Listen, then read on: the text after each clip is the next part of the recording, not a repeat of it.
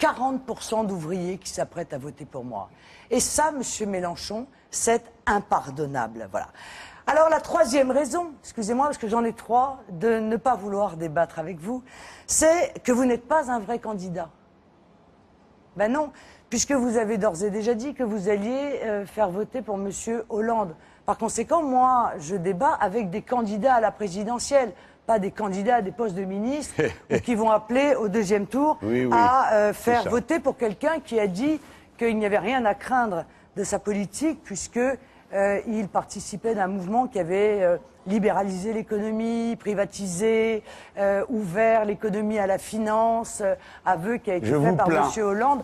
Lors d'un article. Il est peu probable que vous convainquiez qui que ce soit en ce moment. Donc, si vous voulez, moi, comme je pense que je peux éventuellement expliquer ici, profiter de cette invitation qui m'est faite, d'expliquer pourquoi vous êtes une imposture dans cette élection, mais je ne débattrai pas avec vous parce qu'il n'y a pas... Ou est-ce que vous n'êtes pas en état de contrôler le débat ? Parce qu'il n'y a pas de débat républicain. Peut-être que c'est ce que vous appelez un débat, monsieur. Calme, Marine Le Pen termine et vous allez parler.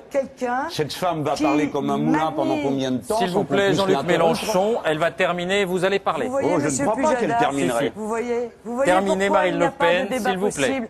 Avec M. Mais madame, Mélenchon, pour qu'il y ait un débat, il faudrait que vous arrêtiez de parler, sinon on n'entend que Allez-y, vous. Marine Le Pen, je suis heureuse que les téléspectateurs, qui déjà n'étaient pas dupes de la capacité de M. Mélenchon à débattre, Laissez-moi parler et vous allez puissent voir. avoir l'aveu d'un comportement que je considère comme juste inadmissible à l'égard des Français. Jean-Luc Mélenchon. Ça y est ? Vous n'avez pas autre chose de plus à rajouter sur le sujet ? Moi, je vous ai posé une question concrète, madame. Votre mépris me laisse indifférent. Vous ne m'impressionnez d'aucune manière et j'ai en effet l'intention de combattre votre infâme parti et votre infâme politique partout où je le pourrai. Voyez-vous, je vous ai posé une question, mais vous ne me répondez pas. Parce que vous êtes une double hypocrite. Premièrement, vous réservez l'interruption volontaire de grossesse uniquement à ceux qui peuvent payer. Mais deuxièmement, vous n'osez pas dire que dorénavant, vous avez fini par comprendre que cette interruption volontaire de grossesse, plus personne ne s'y oppose, alors que pendant 38 ans, le Front National nous a fait la guerre sur ce sujet. Et maintenant, je vais vous montrer qu'en dépit des apparences, non pas avec mes mots, mais avec les vôtres, vous dites une chose et vous en faites une autre. Sur la question de l'égalité homme-femme, je ne vous lâcherai pas, car vous êtes une illusion et une imposture. Voici ce que vos amis ont présenté comme amendement au budget du Conseil régional du Rhône. Sur les plans physiques, émotionnels ou intellectuels, les hommes et les femmes ne peuvent pas être égaux. Alors, madame, vous condamnez ces propos, je suis sûr, après ce que vous avez dit tout à l'heure. Et d'ailleurs, vous-même, lorsque vous siégez au Parlement européen, vous votez contre les textes qui réclament l'égalité entre les hommes et les femmes. Et pas plus tard que le vote qui a eu lieu, les députés du Front National, au mois de février, ont voté contre la phrase suivante. La violation des droits des femmes en matière de santé sexuelle et génétique est une violation des droits de l'homme. Vous avez voté contre. Vous voyez, voici un exemple, pas vos grandes phrases, vos grands numéros et vos postures, des choses concrètes. Au moment où il faut prendre une décision, vous ne prenez pas la décision pour l'égalité. Vous prenez la décision pour l'inégalité.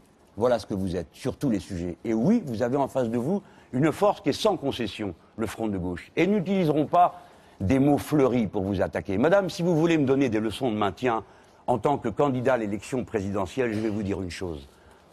Vous auriez dû, dimanche dernier, vous lever et sortir quand l'infâme président de votre parti a osé citer Robert Brasillac, parce que le poème qu'il a cité était celui d'un collabo et d'un homme qui a osé dire qu'il fallait ramasser en bloc les juifs et leurs petits. Vous auriez dû vous lever et sortir.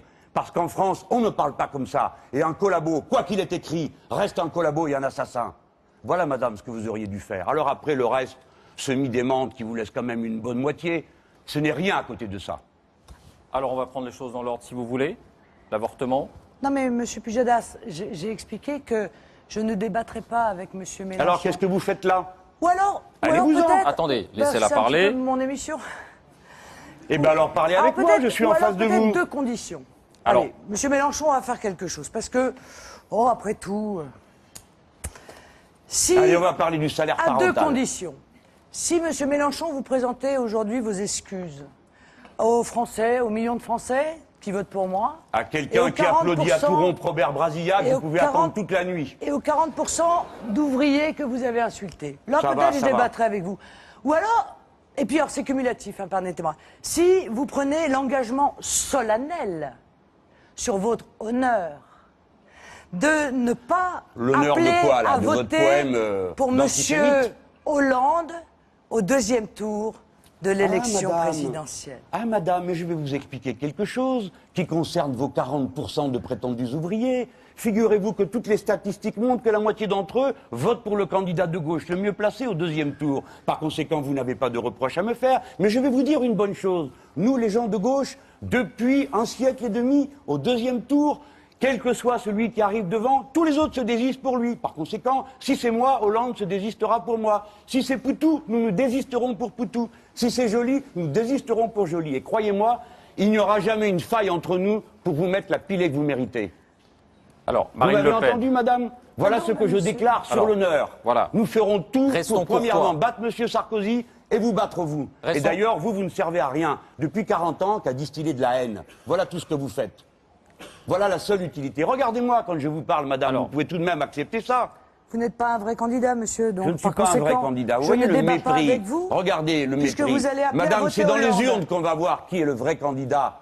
C'est dans les urnes qu'on va le voir. Ce n'est pas à vous de le décider. Alors, pour Car faire- lorsque j'aurai déposé ma candidature, eh bien, je serai le candidat de ce front du peuple. Bien. Et c'est vous qui allez retourner dans votre tanière, comme vous le faites depuis 40 ans, car vous ne servez absolument à rien, ni au premier, ni au deuxième tour. Est-ce qu'on peut faire baisser un peu la pression, reprendre la question Mais qu'elle me que réponde, cher posait monsieur Jean-Luc Pujadas. Mélenchon?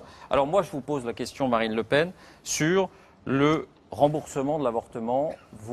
La formule qui est dans votre programme, je crois, c'est « nous ne rembourserons plus les avortements de confort ».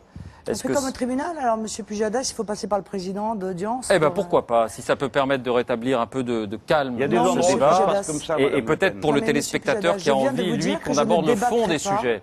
Je ne débattrai pas avec monsieur Mélenchon. Alors, est-ce que je peux Pour parler tout trois seul, raisons. monsieur Pujadas? Que je vous ai Est-ce que je exprimé. peux au moins Attendez. parler tout seul sans être obligé de Laissez voir proposé cette parler personne Marine Le à Pen. monsieur qui a peur de Mélenchon. moi? Laissez parler J'ai Marine Le Pen. proposé à monsieur Mélenchon de débattre avec lui à deux conditions. Il a refusé d'exprimer des excuses auprès des Français. Vous allez vous excuser cas auprès des Français pour des avoir applaudi millions un de collabo. Français qui l'insultent au travers de leur candidate que je suis et les 40% d'ouvriers qui vont voter pour moi. Et il vient d'indiquer très clairement qu'il appellerait à voter pour M. Hollande. À moins que M. Alors Hollande moi, appelle je à voter débat pour moi, chère Madame Le Pen. avec des vrais Eh candidats à la présidentielle. Les pas nuances, avec ce des n'est pas leurs, votre fort. si vous voulez. J'ai autre chose à faire que de débattre avec des leurs. Alors, Marine Le Pen, c'est votre droit de ne pas souhaiter répondre. Je regarde les temps de parole. Il vous reste du temps, Jean-Luc Mélenchon. Est-ce que vous pouvez nous dire, malgré tout, si l'emploi de ces termes, de ces invectives, disons le mot, semi-démente, Monsieur Pujadas, semi-démente, Monsieur on peut l'appeler Pujadas. comme ça, est-ce que ça vous paraît la meilleure manière de combattre bien, le Front National? Écoutez-moi. Mes explications, je les donne dans mes meetings. On sort un mot, je m'explique longuement sur le programme de Madame Le Pen. Et au fil de mes démonstrations, je caractérise ce qu'elle est et ce qu'elle dit. Cette obsession dont vous avez eu tout à l'heure encore une démonstration à propos des étrangers, qui l'a conduit à dire une sottise aussi considérable que celle qui consiste à dire qu'on va refuser l'aide médicale d'État aux étrangers.